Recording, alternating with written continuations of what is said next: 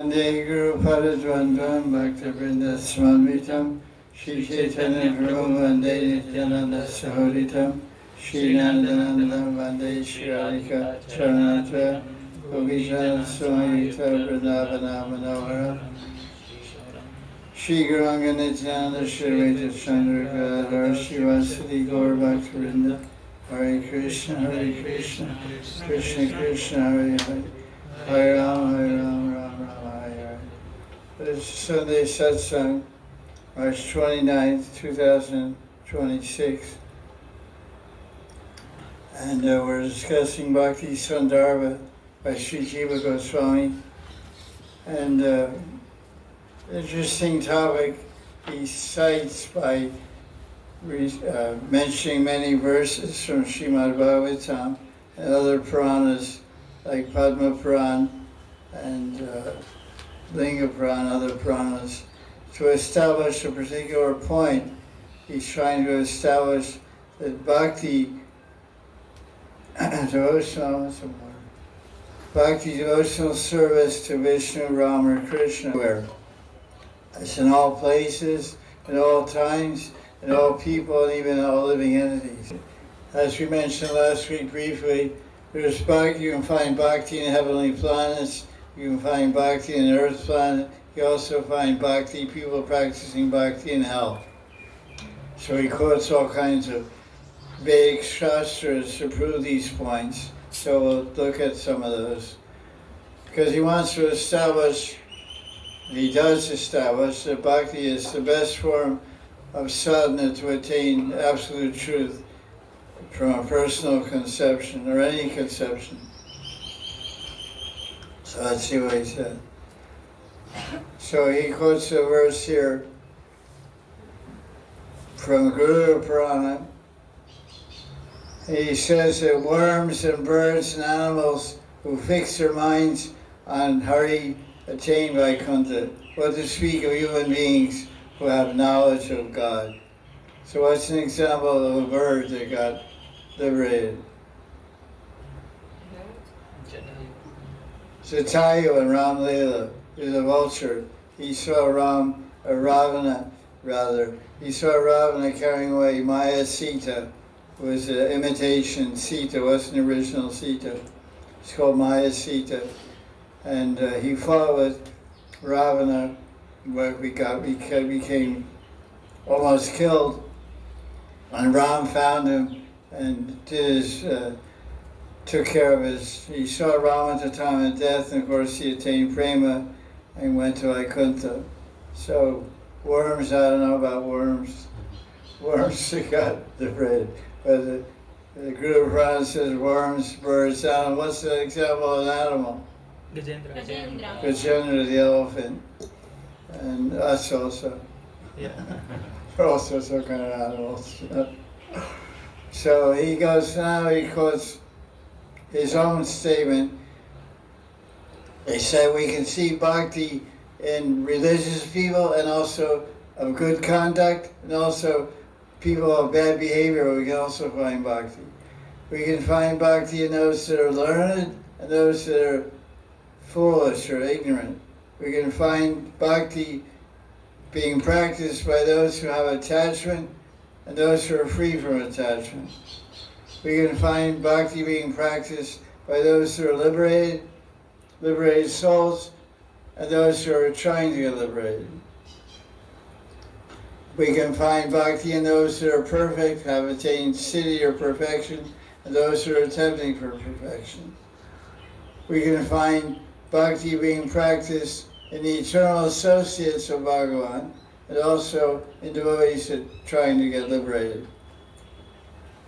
The Nitya Parishads are eternal associates, and the Prapta Bhagavad Parishads, which means a sadhaka who is practicing devotion, trying to attain the position of associate of Krishna, Vaikuntha. Goloka Vrindavan, or Vaikuntha. Because Bhakti is found or seen, universally present in all these types of practitioners. The statement that Bhakti is everywhere is proven.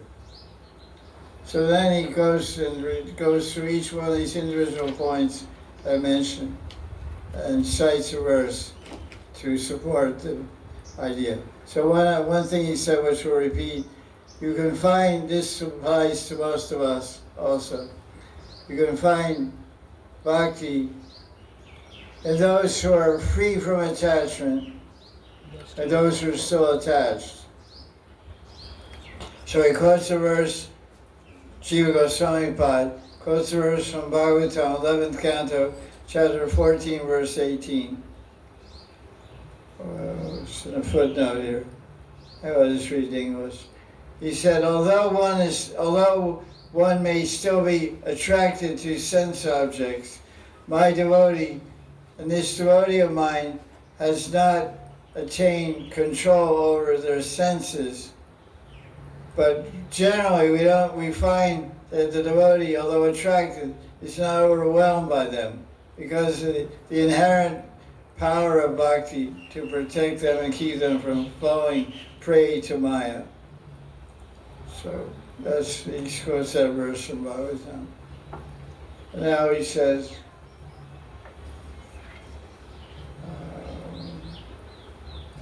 bhakti is found in all the senses.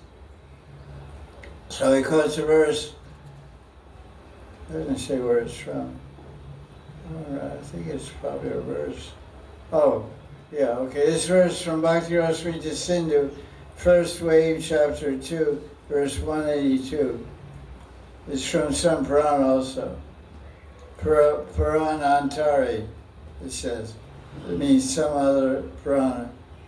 So it says, because he said you can find bhakti in all the senses. So how many senses are there? 6. 11 senses, 11. 11 senses. So what are they? 5 knowledge acquiring senses, 5 working senses, and mind. Okay, so the knowledge acquiring senses, we acquire knowledge about reality with our eyes, nose, ears, tongue and hand, touch, skin or touch. And that's called knowledge acquiring. But it is a Sanskrit term. Gyanendriya. And karma indriya means working senses are the hands, legs, genitals, stomach,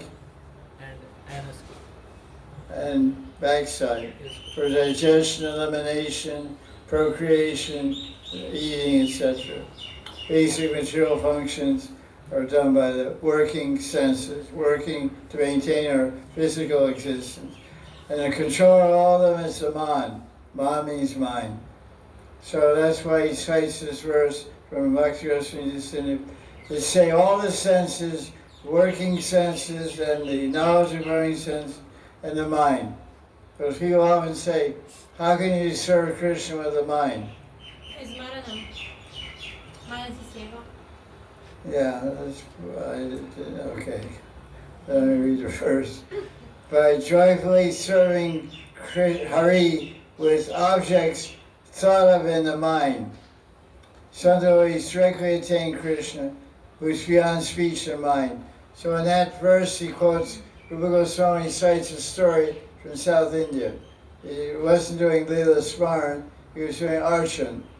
The South Indian Brahmin didn't have much money, but he had the desire to worship Vishnu in his mind. So in his mind, he cooked milk and added rice and sugar and cardamom and camphor and everything, and raisins, and made a very nice kheer, or payasam, or sweet rice they call it, we call it, and offered it mentally to Vishnu in his mind. But before he offered it, I forgot to turn it on. Before he offered it, the sweet rice to Vishnu, he was thinking, it was all mental, of course, all in his mind. He thought maybe it's too hot. So in his mental body, in his mind, he put his mental finger in the touch with the tip of the finger, not the fingernail, to touch the milk if it was too hot to offer. And it burned. And he went, ow. He woke up. When he woke up from the meditation, his finger was burned, physically burned from meditation. So this shows that as he as Rupa Goswami explains, any service we render externally or even internally, physically or mentally, is fully equal and acceptable and pleasing to Bhagavan. So that shows another unlimited nature of Bhagavan, Bhakti. So, for example, if you have to do karma, you have to do yoga, you can't do yoga asanas in your mind.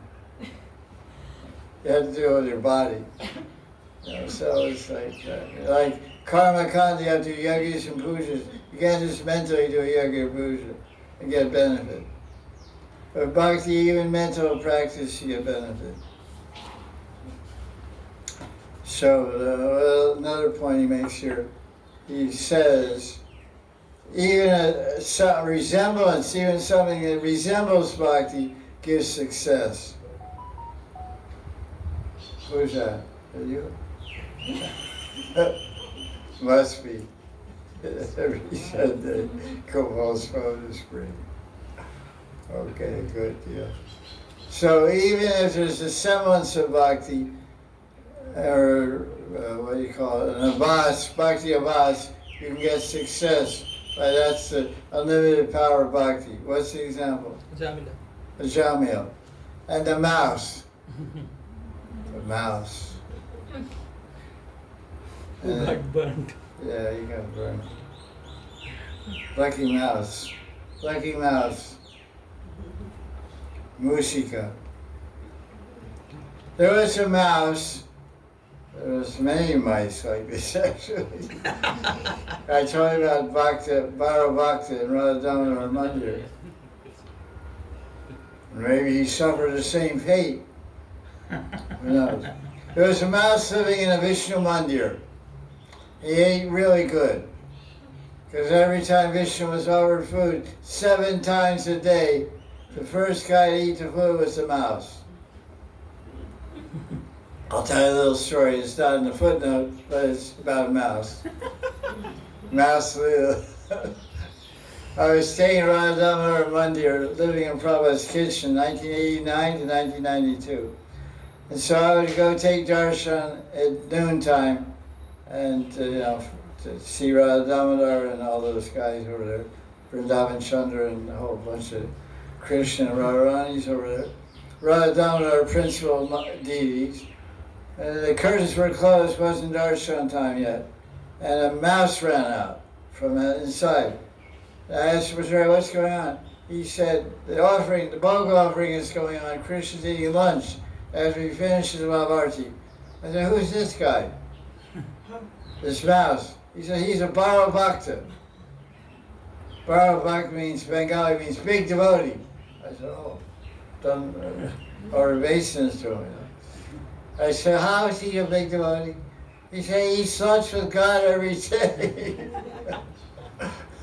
You can't do that, I can't do that. But Damodar lets him come in every day and eats with him. He's on one side of the plate, Damodar's on the other. It's a big plate of rice like this. You know, mouse on one side, Damodar. No problem, okay. Bhakti. So this mouse, maybe it's the guru of that one, I don't know. But he was living in Vishnu Mandir, and he was really ravenous, means very hungry type of mouse. He wasn't satisfied with 7 bhog offerings a day. A greedy mouse. Must have been fat also. Mota musika. Mota means fat in Hindi. Mota musika. Fat mouse. We'll call him fat mouse. It's just a mouse. I think he's fat. So he couldn't wait for the bhog offering, so he started eating ghee from the lit ghee lamp. And inside the Vishnu temples, they don't have electric lights. They don't have candles, they have ghee lamps all around for lighting inside. So he was nibbling on the ghee and sucking out the ghee from the wick while it was burning. And his moose, what do you call it? Moose, moustache. Don't correct that, that's perfect. His moustache. Not mustache, moustache. His moustache caught on fire. That's not good. There's no fire department in the DD room. There's no extinguisher either. It's not like, some hotel or something. What did he do?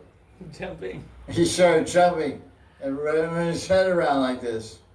So while his whiskers were on fire, his head was going around, he was offering arti to Vishnu. He was offering ghee, a ghee lamp. But instead of cotton, it was his whiskers, and the ghee was from the ghee lamp. So he died. Obviously, he got burned up, but he went to Vaikuntha because he did some bhakti. So even a mouse got mukti. It's called Musika Mukti.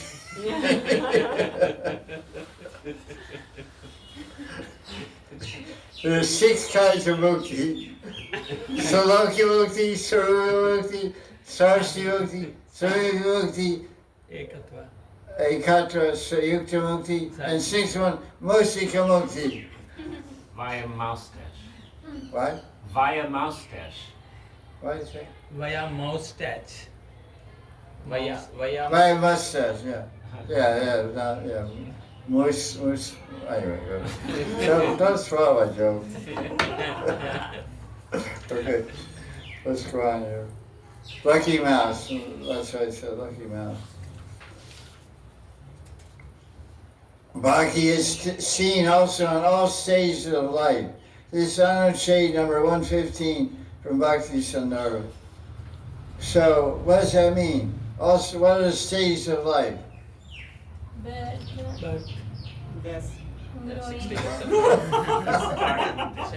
That's Russian for you.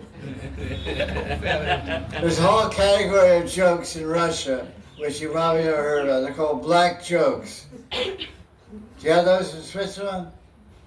No. Do you have those in... Okay, you're living too close to Russia, that's a problem. Croatia is too close to Russia. We don't have it in America. You don't have it in your black jokes? Black humor. Excuse me, it's called black humor. There's a whole category of Russian jokes called black humor, which are jokes about death. I'll give you an example. It's not part of the book class, but it's just for fun.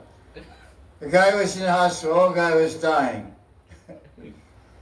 And he was on a type of bed that has wheels on it, because sometimes he has to go for MRI or some different thing, wheeled here and there. So one time the nurse came in and started wheeling him out of the room. He said, where are you taking me? For some test or some x-ray or something? No, the doctor said to take you to the morgue. Morgue is where you take the dead bodies. Morgue, M-O-R-G-U-E. I said, what? That must be a mistake. The guy said, you would know, this must be somebody else. I'm alive. He said, no, just be quiet. I have strict orders from the doctor. You have to go to the morgue, directly to the morgue. No questions asked. Just lie down. So this is a Russian black humor joke. If you're Russian like her, you're laughing like anything. But if you're not Russian, you're not even laughing. So what to do? What to do? That's why black humor stays in Russia. So when I said, I asked the question, what are the stages of life? One guy said birth, he said birth, and she said death. Death, because that's half their mind is life, and half their life is death. Which is also true. They say, it's a saying in America, when you're born, death sits on your left shoulder. Death sits on your left shoulder.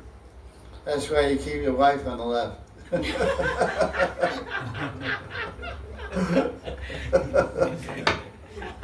Whoops. I might get in trouble with that one. Sorry, wives.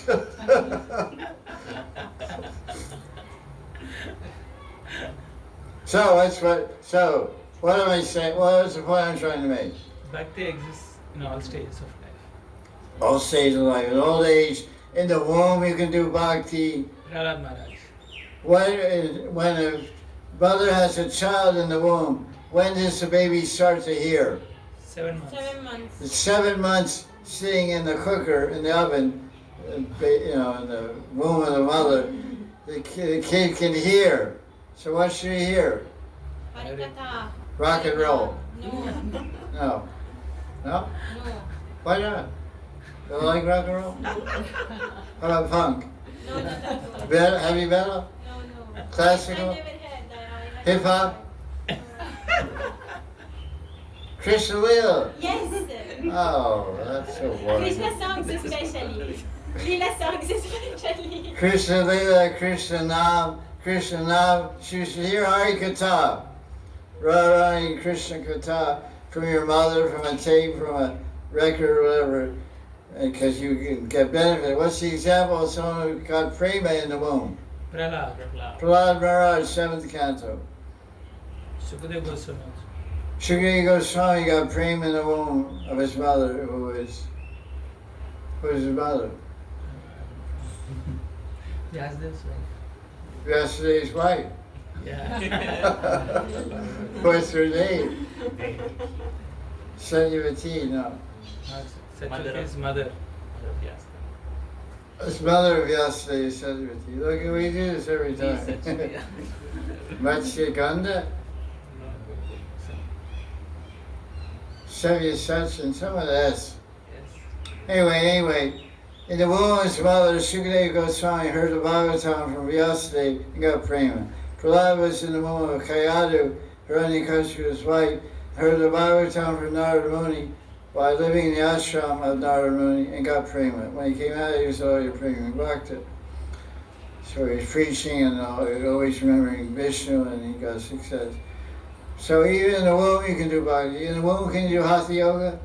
No. No. Yes. Well, yeah. Okay.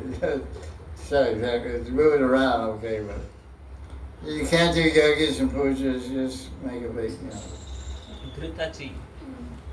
Ghritachi. I never even heard that name. The wife of Shukadeva Muni, No, wife. the mother of Shukadeva Goswami is an Apsara. There was Vedavyasa's wife, her name was Gritachi. Has something to do with ghee. In Sanskrit, Grita means ghee. I guess she was healthy. Let's put it that way. So, what's an example of someone doing bhakti in childhood? Dhruv Maharaj. Dhruva Maharaj, 5 years old. What's someone in youth? Jamil. What? Ambarish Maharaj. Amrish Maharaj. Hajmi was old. He was 80 years old. Come on up. But before, no, he was not. He didn't buy him, man. No, before at the He beginning. wasn't doing bhakti. He was doing karma kanda. He's a karma kanda Brahma. He's doing puja and everything, but not bhakti. When he called Narayan, that's when his bhakti began. At death. He got extended life so he could go to Hardwar and do Nam Bhajan, and then he went to Vaikuntha. Who did bhakti at the time of death? Ajamila. Jamil, also Chitraketu. And what about the famous king from Heavenly Planets? Khatvanga. King Khatvanga. King Khatvanga is in Bhakti Rasamrita Sindhu. He fought on behalf of the Devas. He was a celestial warrior, very successful, and he was about to die. So he asked the Brahmins, when am I going to die? And they said he was living in Heavenly Planets. He said, you're going to die in 5 minutes. So the Karmastan, the place where you can go up or down, which is in the middle of the planetary region, is Earth planet. Earth planet, there's 7 planets above and 7 planets below.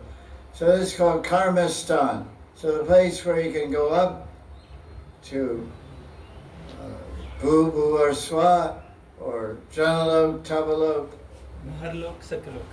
Janalok, Maharlok, Tapalok, Satyalok, or go down to Atala, what is it? Atala, Vitala, Sutala. Sutala, Patala, go down. So he was in heaven, so he wanted to come, he went to earth. He fell down from heaven, came to earth, and did bhakti. The last 5 minutes of his life. He was absorbed himself in Nam-bhajan, meditating on Vishnu, he got liberated. So now, you can do bhakti in heavenly planets, the earth planet, you do bhakti in hell. And that's quoted from the Srimad Purana.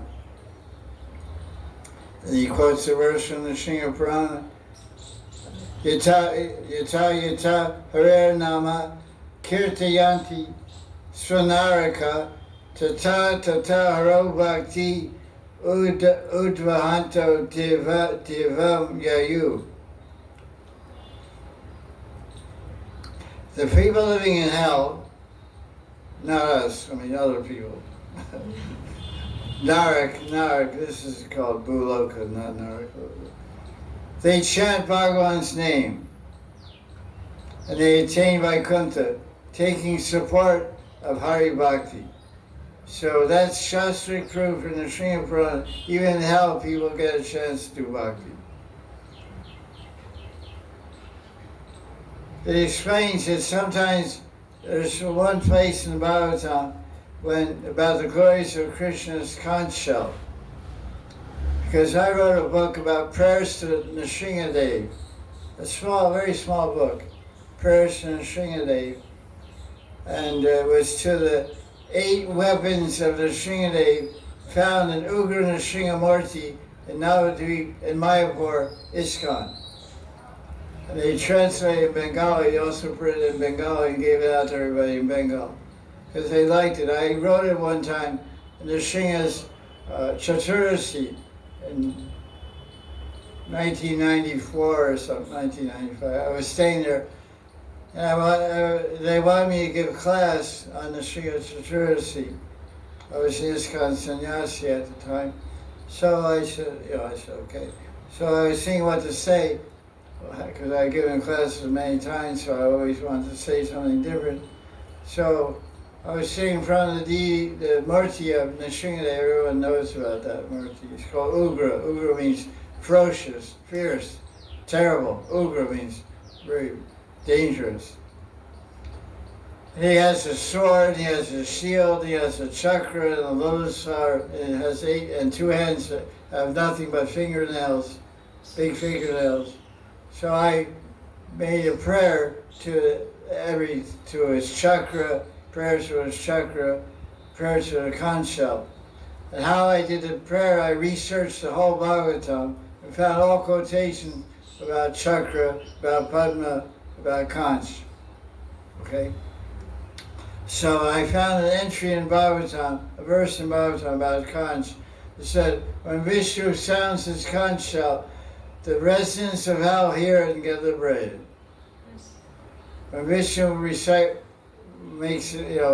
blows his conch shell, the residents of hell hear it and get liberated by that sound vibration. Because that sound vibration is Sandhini Shakti, it's transcendental, Shabda Brahman. So just by hearing the conch shell, they get liberated. Interesting note, since we're talking about conch shell. Conch shells are not sounded in Braj Mandal since the last 5,000 years. There's an interesting story about that, which I tell every year. This is the 39th year I told this story. I heard this story in 1987, when I first came here. Kamsa wanted to bring Krishna and Balaram to Mathura to kill them. So he sent the uncle of Krishna, uncle of Krishna, Uddhav, to bring them in Kamsa's chariot. Akrura. Excuse me. Akrura. he sent a Krura, who's the uncle of Krishna. I'm confused, I guess. He sent a Krura in Kamsa's chariot. And the blinders on the horses, there was something like 6 horses, 8 horses, a huge chariot. It had K on it, had letter K in gold. There's the other things like this on a horse. So the horse is called blinders, so the horse looks straight. And on the outside is a gold K for Kamsa. Kamsa was a new chariot. This is commentaries in Bhagavatam.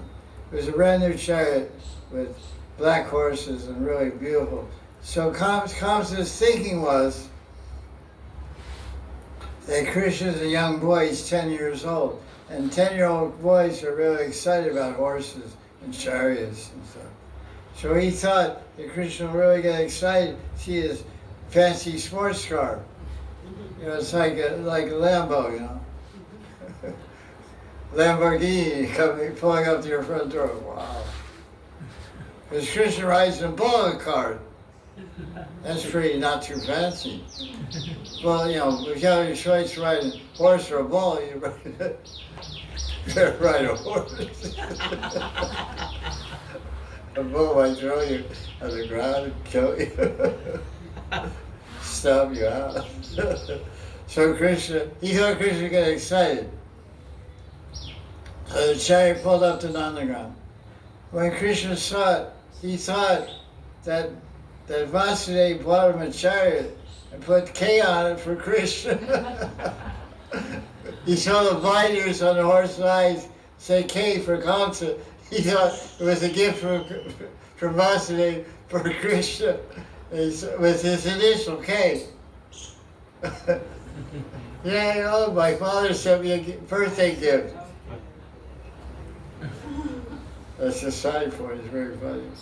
So when Akrura was leaving Vrindavan, leaving Nandagram, carrying Krishna Balaram, he blew a conch shell. And Gopis heard that. They said,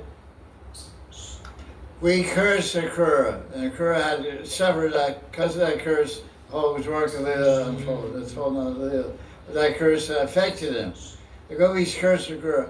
They said, we curse Akrura for taking Krishna out of Vrindavan. And we curse anyone who makes the sound of a conch shell in Vrindavan from this day forward. So may the conch shell never be heard again in Vrindavan. After this fateful day, which our beloved of our heart was ripped out of our heart with the sound of a conch shell and taken Mathura.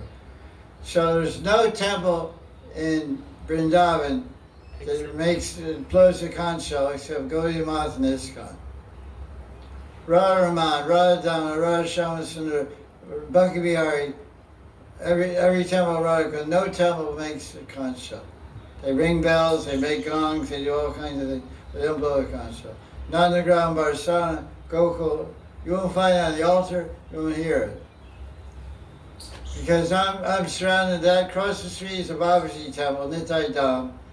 It's Pran Krishna Baba's temple. I never hear a conch shell. Down the road is Muni Maharaj, she's going to I hear bells and everything, okay, Mangalarti. Do, oh, they go to Maharaj. And then back is Nitai Center, it's also going to Maharaj. I hear a conch shell. But nowhere else. So this is speciality of Vrindavan. Madhurya Lila. So if you're in hell and you hear a conch shell, you get liberated. So keep your ears open.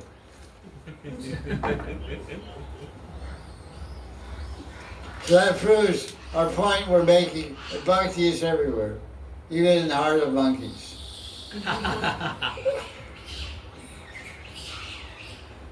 Wow, getting pretty excited. I talked about it and I got excited. Now there's a commentary by Satyanarayana Das Babaji Maharaj. He says it's very amazing to learn that even people in hell can do bhakti and get liberated. This story is in the 7th and 8th chapter in the Srimad Bhagavatam. Brigamuni had a son named Mrikandu, and he had a son named Markandeya. Markandeya, where are you finding his description? 12th canto. 12th canto of Bhagavatam, story of Markandeya. At his birth, the astrologer predicted that Markandeya would die at the age of 12. Interesting, 12. 12, there you go, 12. His parents were unhappy to hear this. The boy grew up and became very learned by 12. His parents were very unhappy about this prediction. One day Markandeya asked why they were so unhappy. His mother told him the prediction. The boy told her, "Don't worry, Mom. I will do austerity and conquer death." Saying this, he left for the forest. Arriving in the forest, Markandeya met his grandfather as who? Brugu. The Indians say Brugu. VHR, Brugu. We say Brigu, but they don't say, we say Brigu, we say Brugu. Yeah, it's like Brugu, we say Brigu. I hear him, I can't say it, I can't speak Hindi. I hear it, I say, like, well, so he say Arjuna, it's Arjun, you know, so all these. Okay. So Markandeya has gone to the forest to austerity to conquer death. Yamadutas came when death at 12 years old and approached him. But then Vishnudutas came and started beating up the Yamadutas with clubs. Then Yamaraj came himself. He was also driven away by the Yamadutas. Don't want to mess with Vishnudutas. Yamadutas went to Yamaraj and said, "What's going on, man?" I said, "Who is this guy, this Markandeya Rishi?" And then Yamaraj told him that Krishna ordered them never to approach the Vaishnavas. So I bless everyone to become a Vaishnava, beginning with me. May I become a Vaishnava. Yamaraj added that the Yamadutas were fortunate that the Vishnudutas didn't kill them. Imagine your boss is telling you, "Hey, look, you guys, you should count your blessing. You're lucky to get killed." Okay, boss. Yamaraj was suddenly filled with compassion for the residents of hell. Oh, that's pretty far out. He got real excited over Markandeya Rishi. So Yamaraj asked everybody in hell, "Listen, you guys, why don't you take shelter of Krishna and chant Hare Krishna?" Sounds like Yamaraj works for ISKCON or something. Sounds like the singers are part of ISKCON. "Hey, you guys, chant Hare Krishna." We used to do Hare Nam on the streets, right? We do it for a half hour, then we stop. And then they hand me the microphone. "Maharaj, tell something about the holy name." So I make up all kinds of stuff, you know. That's the holy name. And then everybody say Hare. Hare. Some people, not much, not much, most of them. Some say Hare. And then we sort of carry on again. For 20 minutes, stop. So they say about the holy name. I made so many things up about the holy name, I can't believe it. I don't know if it's true or not, but it was. I used to give these 5-minute lectures now about the holy name, all kinds of array and creative stuff. People look at me. Joey Stretcher, look at me. What are you talking about?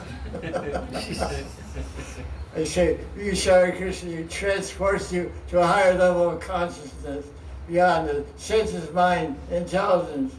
You can reach a transcendental platform. I was like, what? So you go to Space Odyssey or something. So he told them to do that, and they did. They all got liberated.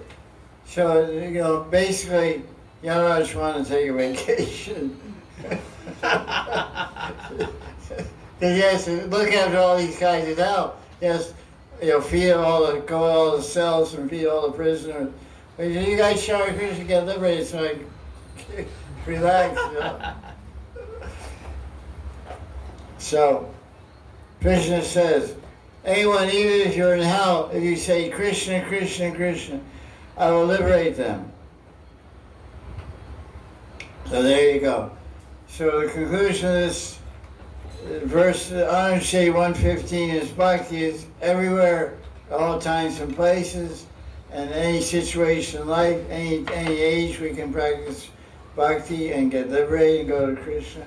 So that's another glorious of Bhakti. So I'll end there. So now the next.